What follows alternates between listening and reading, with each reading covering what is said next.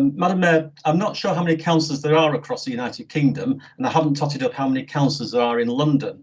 I do know, of course, there are 70 councillors in Croydon, and I do know there are 3 councillors in my ward of Cllr Town. I do also know what responsibilities we have to our residents and electors who put us where we are. Some of us have been in politics a long time, some are relatively new.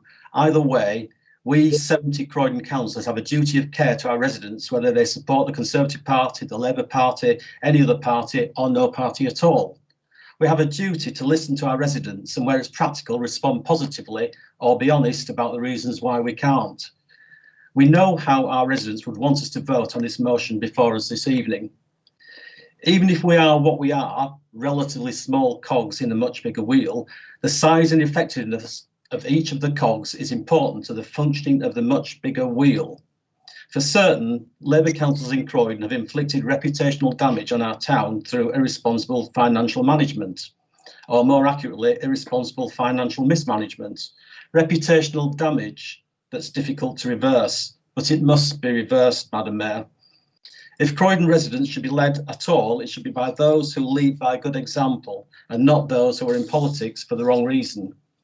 I'm confident residents in Croydon will demonstrate their awareness of this at the next election. It's with shame that I hear residents from outside of the borough saying we don't want to get like Croydon.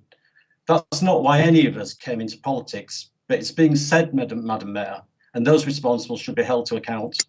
There is some evidence of contrition from at least some councillors, but too often cabinet members and others revert to form.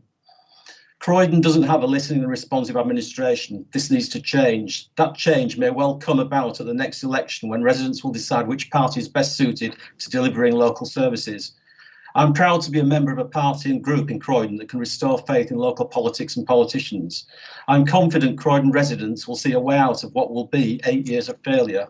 So, Madam Mayor, it's against that background I speak this evening in support of the cross-party motion before us. Any steps that we can take, and I mean any steps, Madam Mayor, we should take, however small, to show solidarity with council staff being made redundant.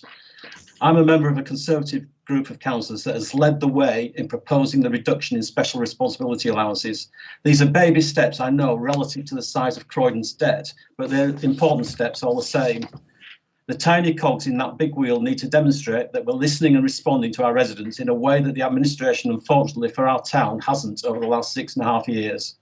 And Madam Mayor, the impact of the proposals in the motion on councillors pales into insignificance when compared with the financial suffering of redundant council employees this Christmas.